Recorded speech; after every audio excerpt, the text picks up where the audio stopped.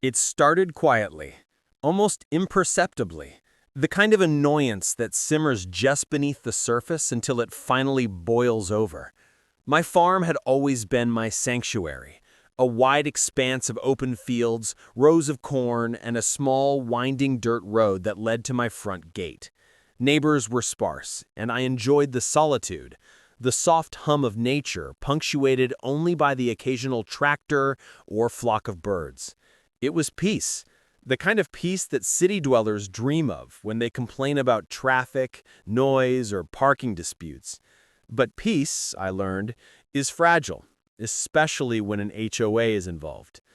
At first, it was small things, a shadow gliding across my property, the crunch of tires where there should be only grass, the scent of gasoline that didn't belong.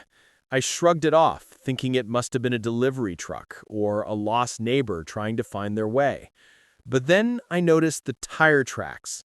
Not one set, not two, but dozens. Deep impressions in my soil, running directly across the fields I had painstakingly cultivated over the years. And every single track ended at my personal property line, right near the ancient oak tree I loved more than anything.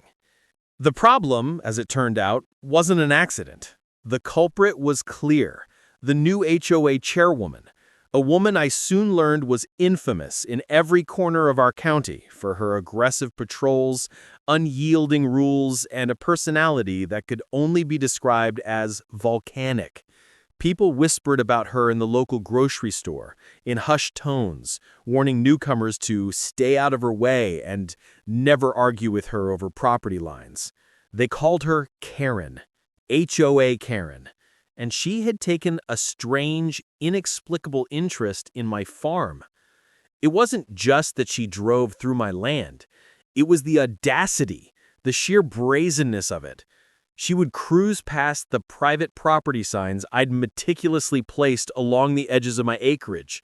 Not just once, not occasionally, but like clockwork. Every morning, without fail, I could hear the rumble of her SUV's engine before sunrise. Sometimes she would park near the barn, sometimes near the creek, always leaving tire marks that would sink into the mud after a storm. And it wasn't subtle. It was a spectacle. The kind of display that seemed designed to provoke. I started documenting everything. Photographs, timestamps, GPS markers, everything. At first, I told myself it was just precautionary, standard defensive behavior.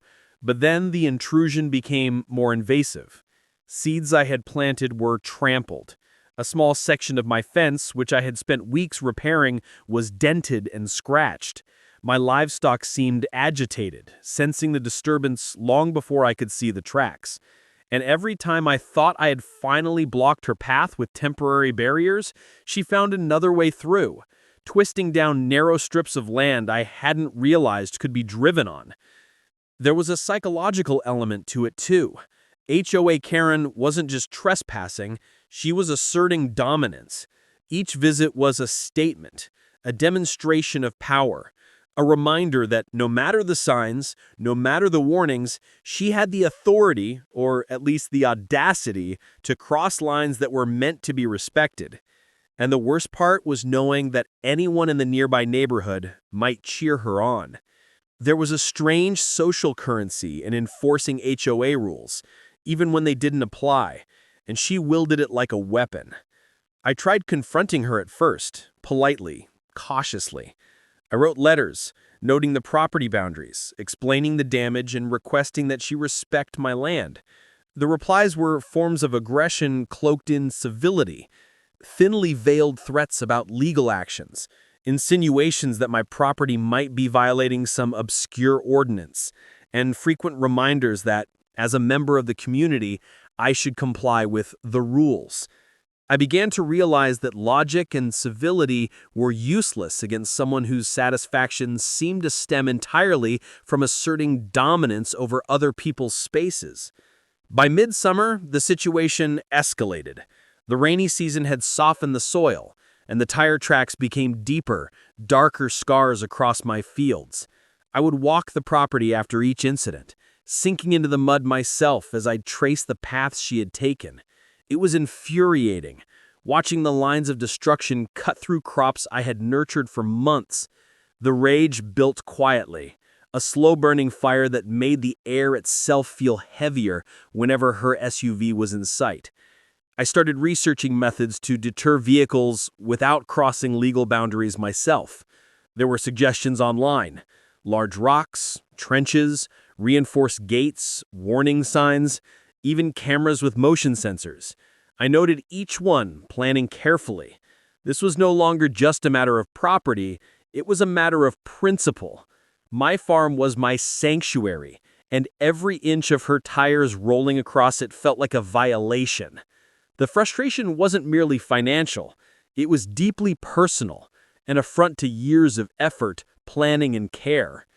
And then came the moment when the decision crystallized. It wasn't a moment of anger, but one of clarity. I realized that polite warnings, legal letters, and signs were insufficient. The intrusion wasn't random. It was targeted, deliberate, and repeated. If I wanted to protect my land, I had to take decisive action. I started to plan carefully, studying the terrain, the weight of her SUV, the areas that would become most treacherous after rainfall. It was meticulous work. I spent hours walking the property, sketching maps, noting soil composition, drainage patterns, and slope angles. I considered every contingency. What if she tried to bypass one obstacle? What if she drove at full speed to avoid getting stuck? My mind became a ledger of calculations, risk assessments, and scenarios. Every morning, as I sipped my coffee and surveyed the fields, I could see the tire marks of previous incursions, and each one felt like a challenge left unsolved. By late summer, I was ready. I had the plans, the measurements, and the conviction. It wasn't just about stopping a vehicle.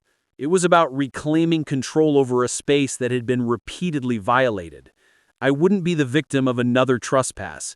I wouldn't watch silently as someone else decided the fate of my land. And so, as the sun dipped below the horizon, casting long shadows across the fields, I began digging. The trench was the first tangible step, a physical manifestation of my resolve. It started small, a shallow groove along a strategic portion of the property, but even that first cut into the earth felt liberating.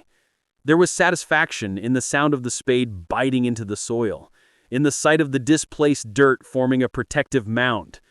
I was no longer just a frustrated farmer documenting invasions.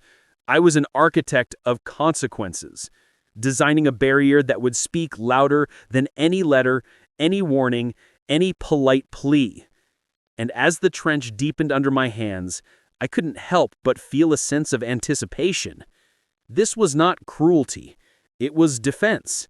It was reclaiming agency over a place that had been disrespected one too many times.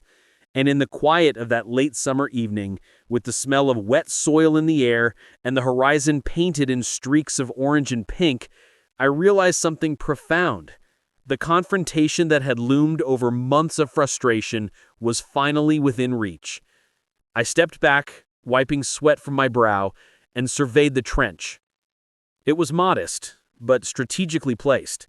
A simple structure that promised significant consequences for anyone daring to cross it again.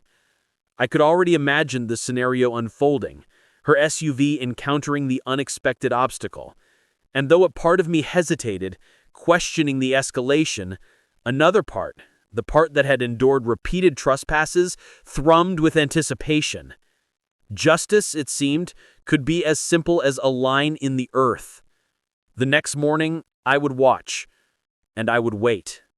Morning came with a pale light that filtered through the trees, casting long, thin shadows across the fields. The trench I had dug the evening before sat quietly, a subtle scar in the landscape, almost invisible from a distance, but perfectly positioned for its intended purpose. I had chosen the spot with care, a narrow path she habitually used to cross the corner of my property, the only route that bypassed my fence without requiring a full detour. Every morning, as I watched from the farmhouse window, I had seen her SUV emerge from the distant road, engine humming like a warning, tires glinting with determination, and now that path was no longer a simple shortcut. It had become a calculated risk. The first hour after sunrise passed intense anticipation. Birds chirped, insects hummed, and the wind stirred the tall grass, but there was no sign of her. My mind, however, was far from quiet. I replayed every encounter, every tire mark, every letter she had sent with thinly veiled threats. HOA Karen wasn't just careless, she was deliberate. Each visit had been a performance, a demonstration of power, a silent assertion that she could cross boundaries without consequence. And yet now she faced the unseen boundary, the consequence of her repeated incursions. By mid-morning, movement appeared in the distance. A glint of chrome caught the sunlight, first, followed by the unmistakable bulk of her SUV. My heart rate picked up, not out of fear, but from a strange combination of satisfaction and nervous anticipation. I had spent weeks planning this, calculating how the soil would shift under her weight, predicting the exact spot where traction would fail. Now the theory would meet reality. She approached at her usual pace, tires leaving faint tracks in the soft earth, oblivious to the small ridge that preceded the trench. I could see her vehicle's suspension shift subtly as she maneuvered, confident as ever, as if she had an invisible right to every inch of land. There was arrogance in her movements, a predictable rhythm that made the confrontation almost cinematic. I felt the same tension that builds in a thriller, the kind where every second stretches and the protagonist waits with bated breath for a pivotal moment. Then it happened. The first tires rolled over the edge of the trench. A subtle dip, almost imperceptible to anyone else, but enough to disrupt the delicate balance she had relied on for months. The SUV lurched slightly, a sudden hesitation that wasn't in her usual confident rhythm. I could feel it, even from a distance, an almost imperceptible shudder of inevitability. The vehicle's weight, combined with the soft, rain-saturated soil, betrayed her. She had underestimated the land she had trespassed on for so long, treating it as a public road rather than someone else's property. As the wheels sank into the mud, the momentum she had counted on vanished. The SUV tilted forward, front tires plunging deeper, the rear rising just enough to emphasize the vehicle's helplessness. I watched as the engine whined, the tires spinning in place, spraying clumps of earth in a futile attempt to find traction. It was both satisfying and surreal, a spectacle that seemed almost designed for the dramatic narratives I had seen in countless viral HOA videos. Yet, unlike those dramatized clips, this was real. This was months of tension, frustration, and careful planning finally manifesting in a single, undeniable moment. I didn't approach immediately. There was a strange beauty in observing from a distance, in watching the unfolding consequences of repeated audacity. HOA Karen had become so accustomed to control, so used to asserting her presence without opposition, that she had never considered the possibility of being thwarted.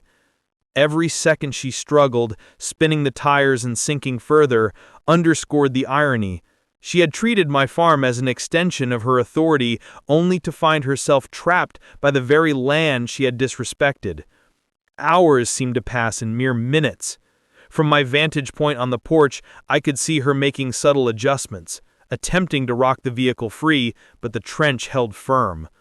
The soil, a mix of clay and soft loam, provided the perfect combination of adhesion and resistance. The tires dug themselves deeper with every spin, the engine growling in frustration.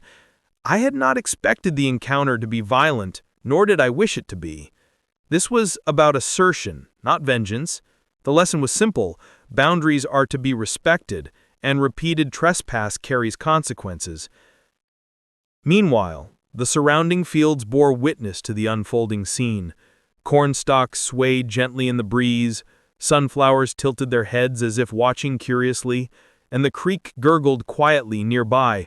The landscape itself had become an accomplice, a silent enforcer of the rules she had violated. Nature, I realized, could be a more effective disciplinarian than letters or fences. Every inch of mud clinging to the tires was a message. Intrusion was no longer cost-free. Eventually, she stepped out of the vehicle, her posture radiating disbelief and frustration. From my distant view, I could see the gestures she made, the rapid scanning of the trench, and the futile attempts to assess the depth and maneuverability. I didn't move. I didn't intervene. This was the culmination of a slow-burning conflict, and to act now would undermine the lesson being delivered. For once, she was subject to forces beyond her control, a humbling experience she had never considered when driving across my land. Neighbors began to notice, though I remained unseen, as the subtle drama spilled over into their peripheral awareness. A curious passerby might glance toward the struggling vehicle, raising questions and whispers that would inevitably reach the HOA grapevine.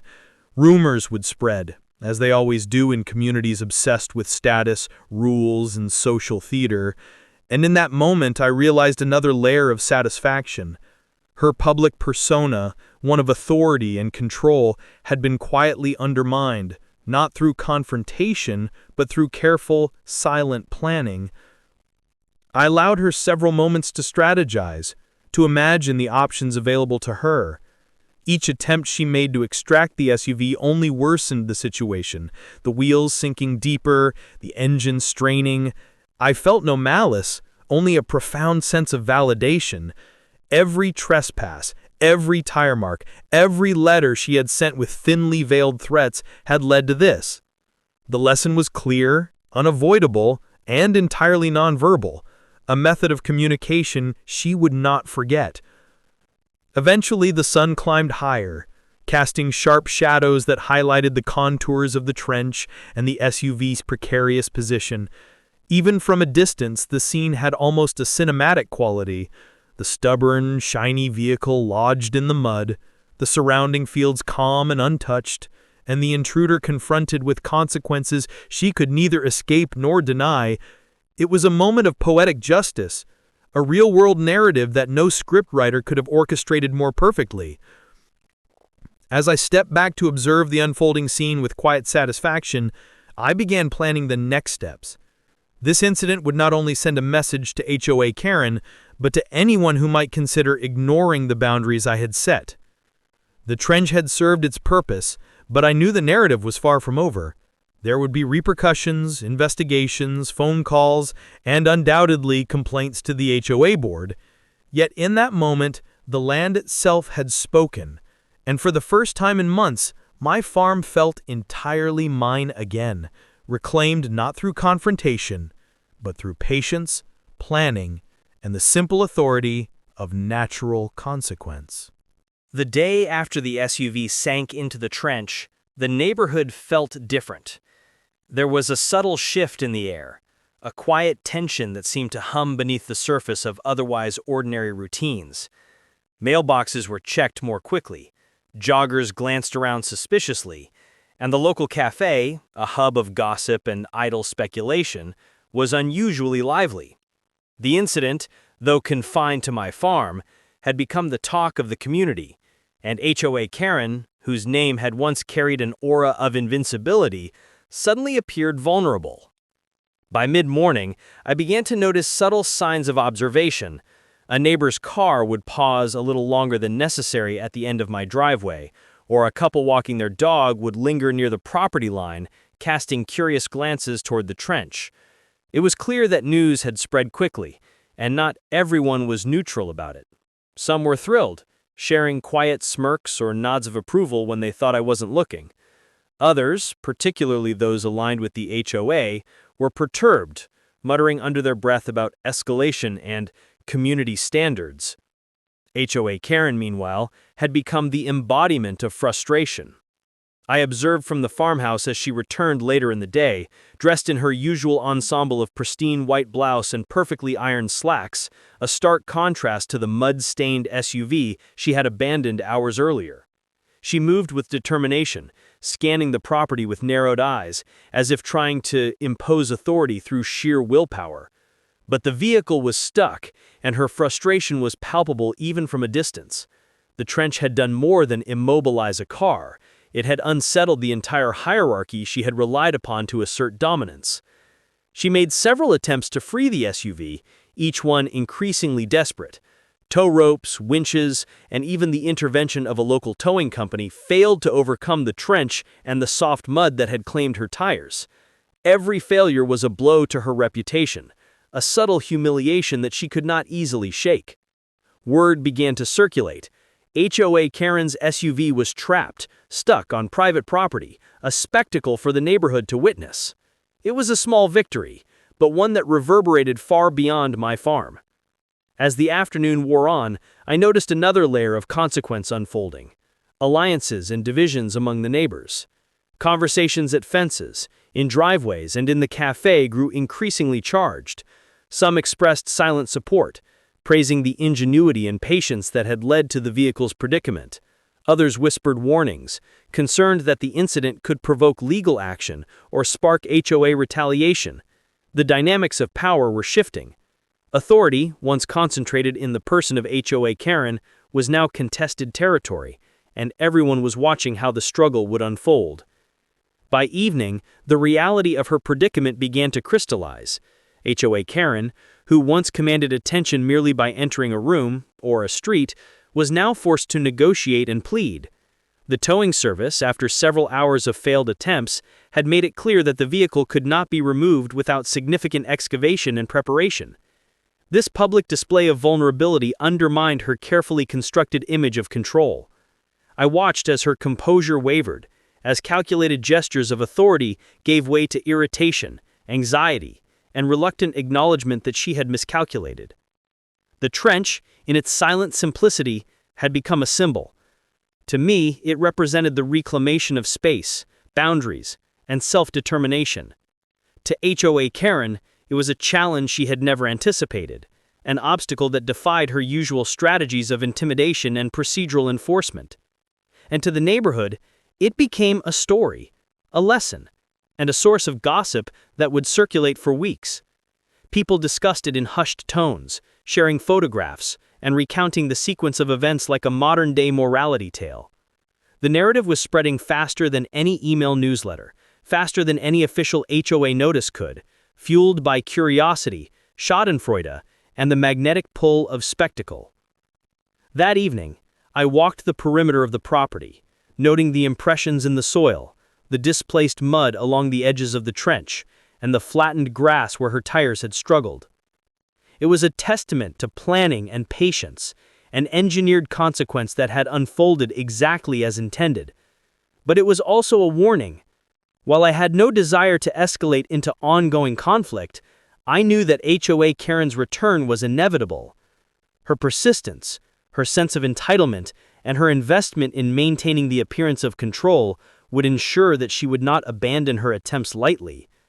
As night fell, I considered the broader implications. The trench had shifted power dynamics, yes, but it had also placed me in a new kind of scrutiny. Neighbors who were previously indifferent were now observing, and the HOA board, alerted by the series of failures and complaints, was likely taking notice as well. Any future action, whether in retaliation or defense, would occur under the watchful eyes of a community invested in the outcome. The drama was no longer confined to the boundaries of my property. It had begun to seep into the social fabric of the neighborhood, coloring perceptions and alliances in ways I could not yet predict.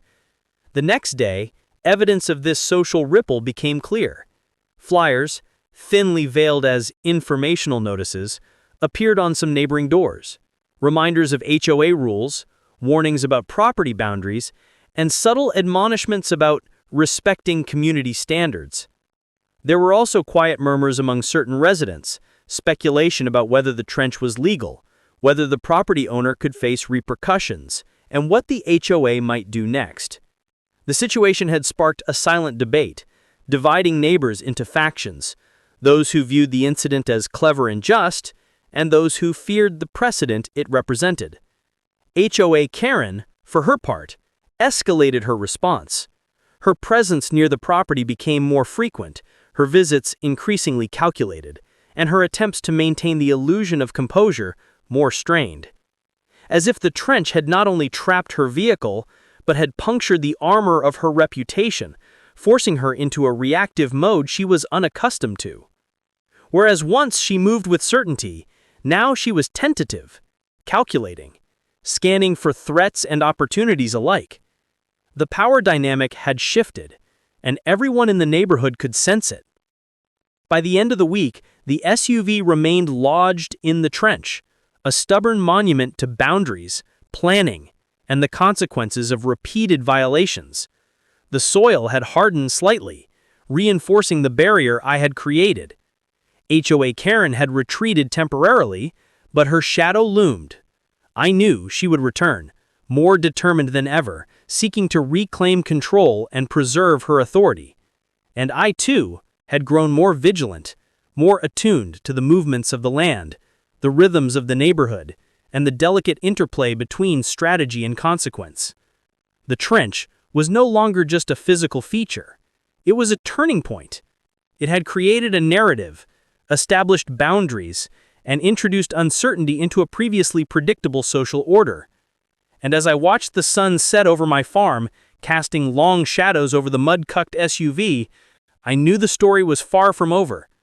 The next chapter of this drama would be written not just in dirt and steel, but in strategy, observation, and the relentless unfolding of human ambition. By the following week, the tranquility of the neighborhood had fully fractured. The trench and the immobilized SUV were no longer just a local spectacle. They had become a lightning rod for gossip, speculation, and procedural warfare. Neighbors whispered behind fences, in grocery store aisles, and on group chats, trading updates like serialized news episodes. Every new detail, how long the vehicle had been stuck, how often HOA Karen had returned, or how I had carefully documented everything, was analyzed and dissected.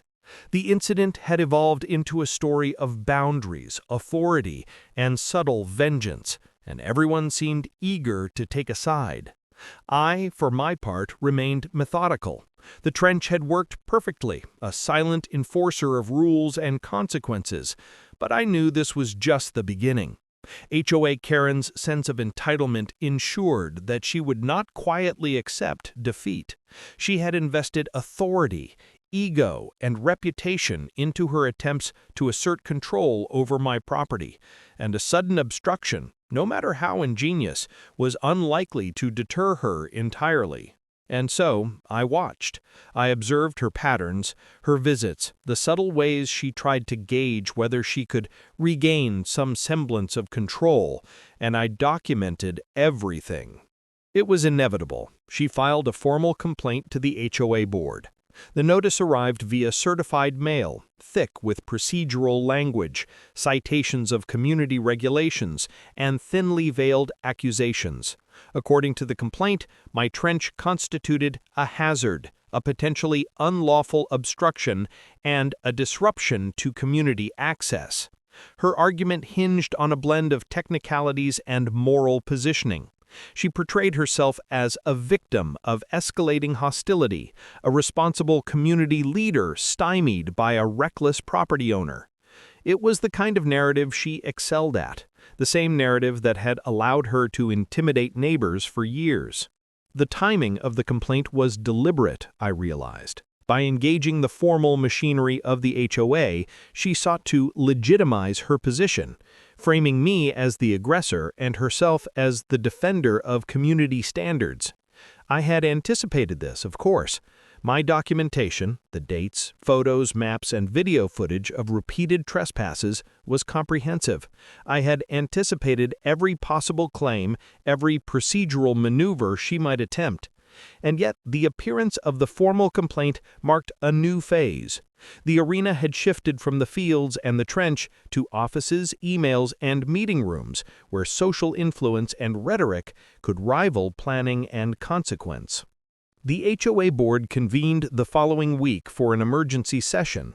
While I did not attend in person, I observed from a distance as members trickled into the meeting space, a mix of curiosity and procedural obligation etched on their faces. Some were longtime supporters of HOA Karen, accustomed to her persuasive dominance. Others were cautious, skeptical, or outright amused by the situation. The board had no idea what they were walking into. The depth of the documentation, the precision of the trench, and the careful avoidance of illegal activity. All they knew was that a formal complaint had been lodged, and protocol demanded a response. Meanwhile, word spread throughout the neighborhood like wildfire. Conversations shifted from idle speculation to strategic discussion. I noticed subtle changes in behavior. Neighbors who had previously avoided interaction began offering unsolicited advice, suggesting strategies for conflict resolution, or casually observing the property under the guise of friendly interest. Social alliances formed in subtle ways, some in support of HOA Karen, others quietly in my favor. The incident had become a litmus test of loyalty, a marker by which neighbors evaluated not just property disputes, but character, ingenuity, and the willingness to stand up for boundaries. During this period, HOA Karen escalated her visits. She returned with inspectors, surveyors, and occasionally with other board members in tow. They circled the trench, photographed the SUV, and occasionally gestured animatedly as if I could observe their analysis from inside the farmhouse. It was a performance, the kind of display designed to demonstrate authority, professionalism, and rationality, but to me it only highlighted the depth of her frustration. She could bring all the official eyes she wanted, but the trench, the mud, and her stuck SUV remained stubbornly impervious. Nature, planning, and patience had outmaneuvered procedure, and every failed attempt further undermined the narrative she had cultivated for years. I took the opportunity to document each visit meticulously.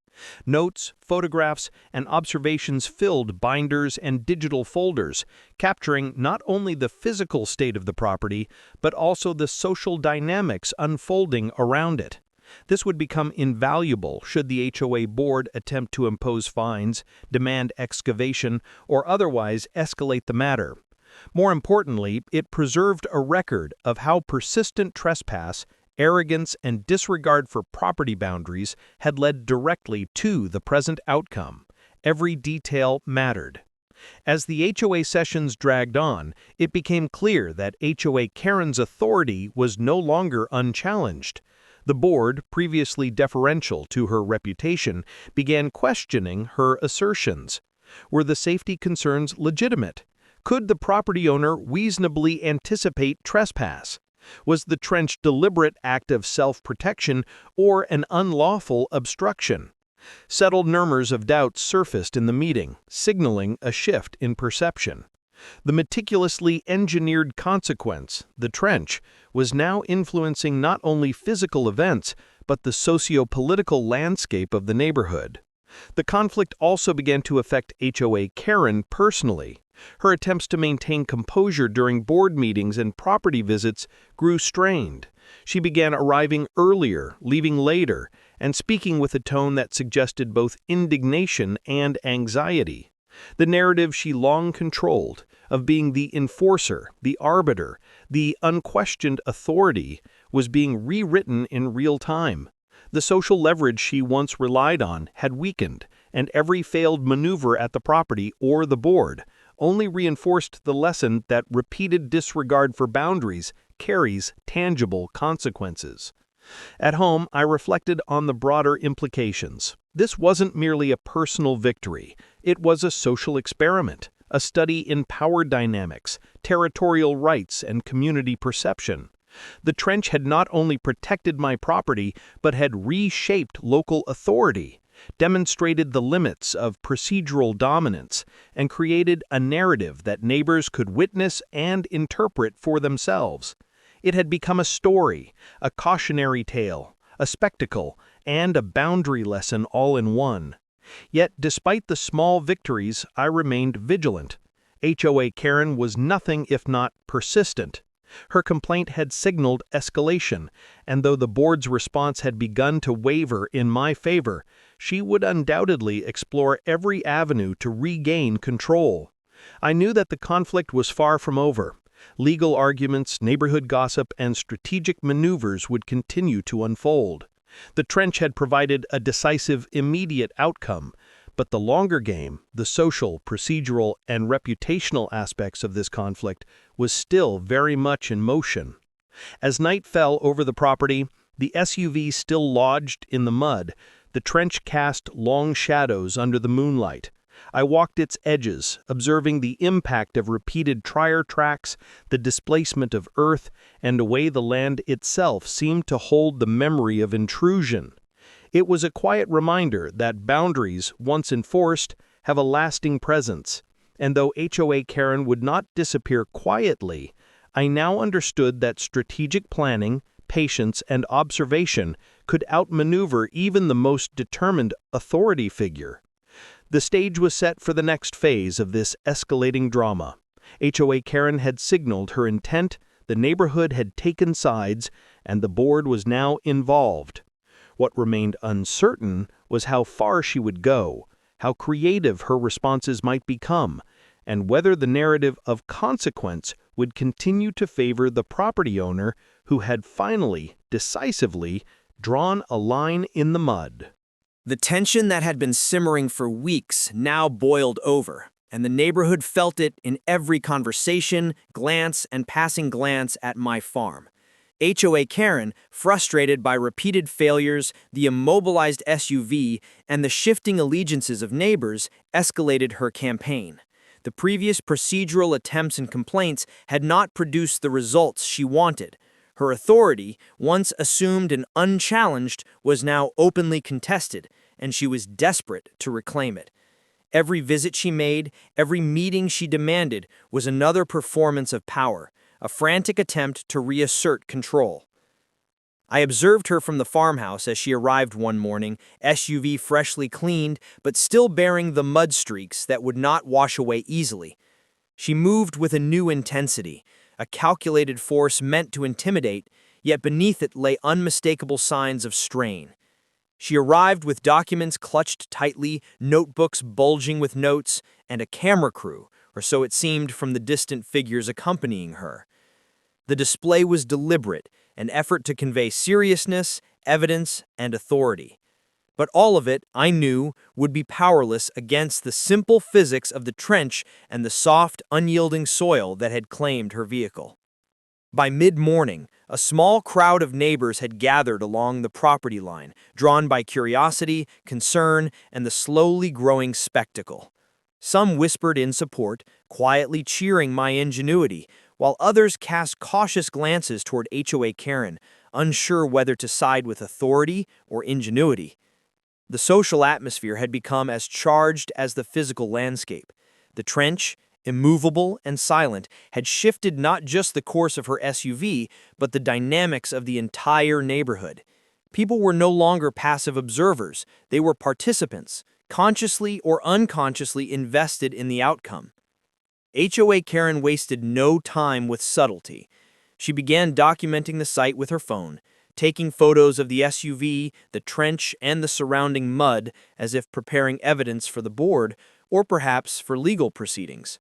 Her tone, though unheard from my vantage point, was visible in her gestures, animated, insistent, a series of sharp hand movements that suggested explanations, arguments, and complaints.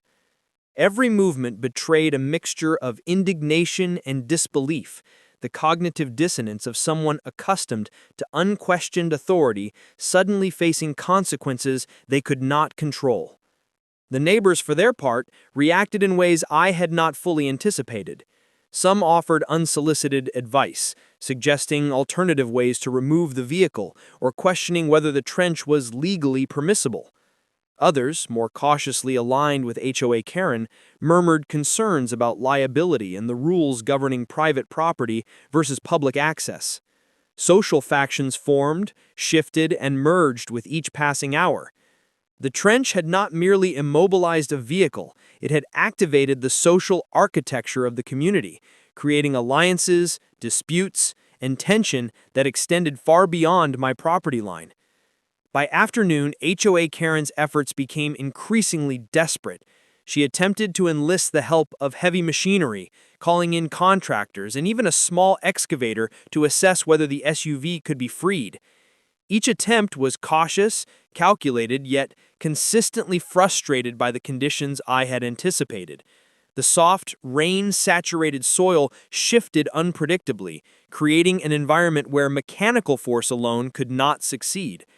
The spectacle of a large SUV, stubbornly wedged in mud, surrounded by flustered authorities and curious neighbors, began to feel surreal, almost cinematic in its intensity. I watched without intervening, noting every detail. Her repeated attempts to regain control were like watching a slow-motion battle. Effort met resistance, strategy collided with reality, and frustration accumulated visibly. Even the most ardent supporters of HOA Karen began to shift their stance subtly, observing her struggle with a mix of astonishment and sympathy that bordered on quiet amusement. The narrative she had long controlled, of competence, authority, and untouchable status, was collapsing in real time, replaced by a new story that persistence, preparation, and respect for boundaries could and would prevail. The situation reached a climax when she attempted a final forceful maneuver with the SUV. The engine roared, tires spun furiously, and mud flew across the field in a dramatic spray.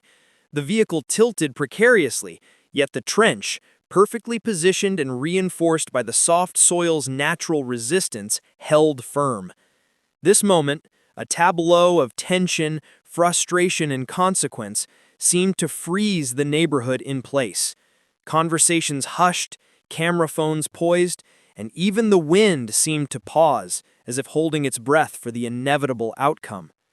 After the failed maneuver, HOA Karen retreated to her SUV, fuming, yet visibly defeated. Her posture, gestures, and the tense lines along her face betrayed an understanding that the physical and psychological barrier I had created was impenetrable, at least by conventional means. Every failed attempt, every moment of struggle, reinforced the lesson I intended. She was no longer the unchallenged enforcer. She was the intruder, confronted with consequences beyond her control. The neighborhood absorbed the scene with quiet fascination, some thrilled by the poetic justice, others apprehensive about the potential legal ramifications. By evening, the situation had evolved into a new kind of theater. Neighbors gathered along the edges of my property, exchanging stories, observations, and speculation. Some speculated about the HOA's next move. Others debated whether I could face repercussions for creating the trench. The narrative had expanded from a simple trespass into a full-blown community drama. HOA Karen's reputation, once pristine, now carried subtle cracks visible to anyone paying attention. The immobilized SUV had become a symbol, a tangible representation of persistence meeting consequence, authority meeting limitation, and arrogance meeting preparation. The trench itself, a simple engineering feat, had transformed into a strategic statement. It was no longer simply a physical barrier. It was a catalyst for social, procedural, and psychological consequences. I observed how its presence influenced behavior. Cautious approaches, whispered debates, shifting alliances, and the unmistakable sense of accountability settling over the neighborhood.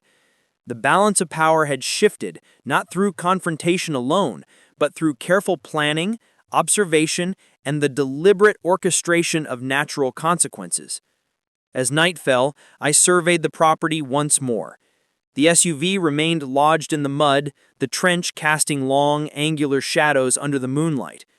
The neighborhood had absorbed the spectacle, gossip and social alignment rippling quietly through the streets, and while I knew HOA Karen would not abandon her efforts entirely, the groundwork had been laid for the final act, the resolution of a conflict that had begun months ago with subtle incursions and tire tracks, escalating now to a fully realized drama of boundaries, power, and consequence. The battle had reached its peak, but the endgame was near. HOA Karen had shown persistence, determination, and stubbornness, but the trench had proven far more resilient than her authority. What remained now was a final reckoning, a moment when strategy, observation, and patience would converge to define the outcome, once and for all. The morning air was crisp, tinged with the faint smell of damp earth and the lingering tension of the previous week. HOA Karen's SUV remained stubbornly lodged in the trench, a stubborn monument to repeated trespass, meticulous planning, and patient consequence. The neighborhood had learned to move around the spectacle with cautious fascination. Some residents whispered about the ingenuity of the property owner, while others debated the potential fallout, the legal ramifications, and the social ramifications. Yet everyone, consciously or not, knew the story had reached its climax. I walked the edges of the trench, observing the SUV from a measured distance. The mud clung to the tires, hardened slightly under the cool dawn, and every detail told a story. The front wheels sunken deeper than the rear, the displacement of earth along the sides, and the subtle angles that confirmed every calculation I had made weeks earlier. The trench was more than an obstacle. It was a lesson inscribed in the land itself. HOA Karen had finally met the physical manifestation of boundaries she had repeatedly ignored, and the result was undeniable. By mid-morning, a small crowd of neighbors had gathered along the periphery of the property. Some were silent observers, others were quietly supportive, exchanging nods of approval at the sight of her immobile SUV. There was an unspoken understanding among them. The trench had shifted the dynamics of the neighborhood. Authority could be challenged. Persistence alone could not guarantee success, and consequences, meticulously planned and patiently executed, were often the most effective means of enforcement. HOA Karen arrived, her usual composure replaced by visible frustration and impatience. She moved with purpose, scanning the trench and the vehicle with a mixture of disbelief and calculated anger. Attempts at reinserting authority were futile. The SUV could not be moved without significant effort, and every glance from the neighbors reminded her of the social cost of repeated failure. She called the tow service once again, but even with professional assistance, extraction was slow and complicated, the soft soil and strategic trench design frustrating every maneuver. As I watched, the subtle social consequences began to crystallize. Board members who had once deferred to HOA Karen now observed the events with measured skepticism. Casual conversations among neighbors revealed shifting loyalties. Those who had quietly sympathized with her now questioned her decisions, her judgment, and her approach to enforcing authority. The narrative that had once been controlled by a single domineering figure was now distributed across the social network of the neighborhood, influenced as much by collective observation as by legal or procedural authority. Hours passed. Tow operators dug around the SUV, attaching winches, laying planks, and attempting incremental adjustments, yet the trench and mud resisted. HOA Karen barked instructions, gestured to neighbors, and muttered exasperatedly under her breath, but the outcome remained the same. Every failed attempt reinforced the lesson embedded in the land. Trespass has consequences, and persistent disregard for boundaries is not met with polite tolerance, but with calculated resistance. I did not intervene. There was no need. The land itself, the trench, and the meticulous positioning of the obstacle conveyed the message more powerfully than confrontation ever could. HOA Karen's repeated efforts, visible to all, became a lesson to the neighborhood. Authority without respect for boundaries is vulnerable, and clever planning, patience, and perseverance can outmatch even the most confident enforcer. By late afternoon, the SUV was finally extracted, but the spectacle had lasting impact. The mud-caked vehicle, the exhausted driver, and the lingering trench told a story that words alone could not. HOA Karen had been confronted with the limits of her power, the consequences of repeated disregard, and the social reality that authority is contingent on respect, not mere position. Neighbors departed with hushed conversations, photographs, and quiet admiration, aware that they had witnessed a rare moment in which principle, preparation, and patience triumphed over unchecked arrogance. The trench, now partially filled in but still visible, remained a symbol. It marked the boundary, reinforced the lesson, and served as a visual reminder to anyone who might be tempted to repeat the same behavior. The soil, reshaped and hardened by weeks of planning and observation, became both a literal and figurative monument to consequence. I walked its edges one last time, satisfied that every detail had unfolded as intended, from the initial planning to the final extraction of the vehicle. HOA Karen retreated that evening, visibly exhausted, her authority shaken in subtle but undeniable ways.